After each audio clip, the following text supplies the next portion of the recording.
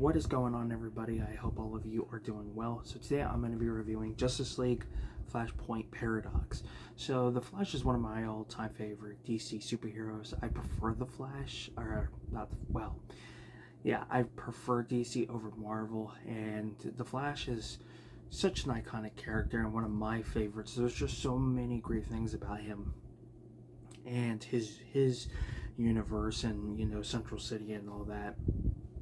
But basically, it's a animated adaptation to a popular comic series, and well, I wouldn't say series, but it is part of one of the Flash series that's out there, and we kind of got our own live action version through the CW version. But basically, in this, the Reverse Flash is well known for taking Barry's mom out. I can't say certain things without, I don't want to get flagged, but basically he took something very important to Barry, which was his mother. The father was framed and put into prison, and Barry has dedicated his life to try to figure out who did it.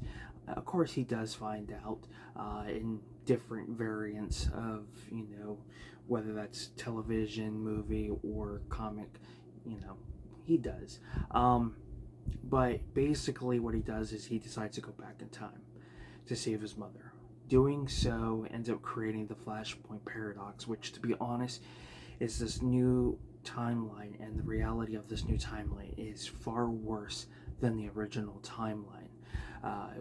Bruce is the one who gets taken out in the alley instead of the parents, and they kind of give you a twist where the Joker is more, the Joker is Martha Wayne, and then the Batman in this universe is Thomas Wayne. And there's this war between the Atlanteans and the Amazons, Wonder Woman and Aquaman. I think the USSR ends up getting Superman and locking him up. Cyborg is kind of working for the government. Like, there's so many different things that in this world are just wrong, and pretty much it ends up causing this big feud between all these individuals and creating this giant war. So of course, Barry, being in this new timeline, he loses his power. He can't become the Flash, so he tries to basically trust the only person he knows he can trust is the Batman of this timeline. And of course he explains everything, and he's able to get his powers back, and of course try to do everything he can to stop this war that's about to go on, as well as stopping the Reverse Flash and getting back to his original time. It's just a really fun one. It is brutal, I will say that. There are things in here you would not expect to happen to specific characters, but again, it's a different timeline, so it's not like the things would play off once Barry goes back. It doesn't work like that. But just the whole atmosphere of what could happen if this was the reality that Barry would be stuck in just is very terrifying. And I like how Barry tries to do everything he can to convince Thomas of what's going on, and doing everything he can to get his powers, and just him. And not only that, but like Barry and Earbard, just their whole chemistry in this, I think, is fantastic. The Reverse Flash in this is a little more menacing than what we got in the CW version, so I do like this one, this Reverse Flash, a little bit better. And I think the story, all in all, is just a really good one. It definitely makes you think on the possibility of different realities and timelines if you were to go back and change specific things in your life. But the one thing I think a lot of people have missed is that Barry's Flashpoint happened because Barry is part of an already Flashpoint. And what I mean by that is, and you kind of can take this similar to the CW Flash series. Basically, Eobard went back in time once he knew what he was destined to become. He idolized the Flash. He wanted to become the Flash's next protege. You know, he knew the Flash wouldn't be able to save everybody, and as the Flash got older, he knew that somebody's going to have to take over, and that's what Eobard Thawne wanted.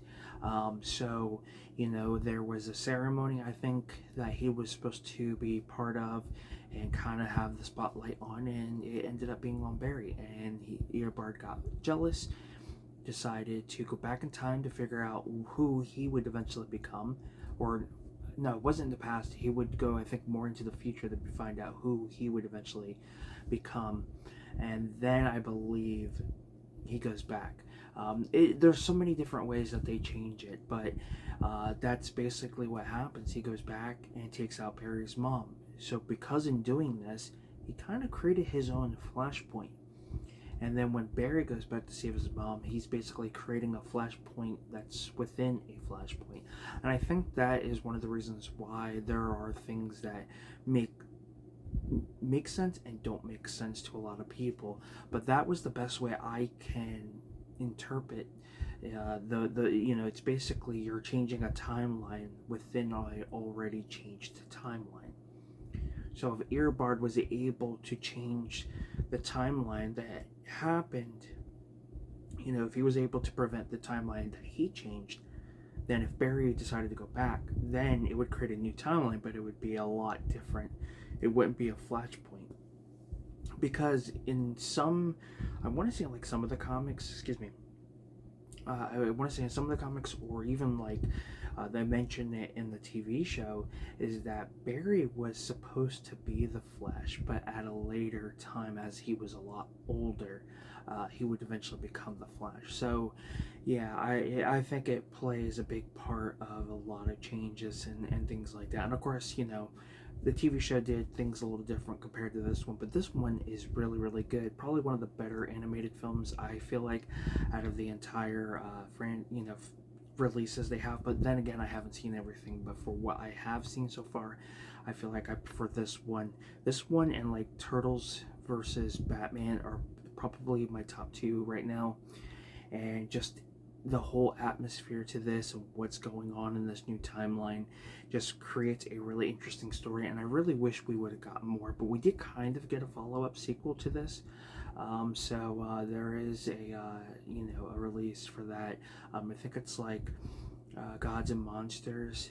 I think it deals like with the I want to say it deals with like the Suicide Squad with Harley Quinn and Deadshot and all of them. So, because the Reverse Flash does show up in that and kind of explains the events of this film. So, that is available. So, if you come across it, definitely pick that up in this and then watch this and then that one.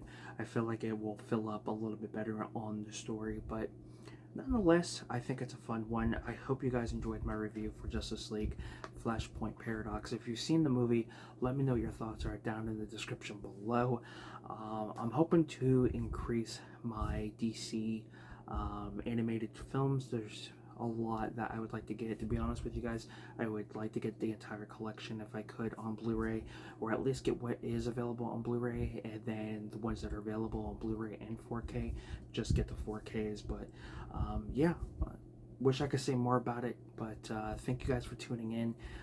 Don't forget to give this video a like, comment down below, subscribe to the channel. If you guys would like to check out my eBay store, the link will be down in the description below. Film Talk with Mikey. Till next time, guys, we'll talk films. You guys have a good one. Take care, and I will see you next time.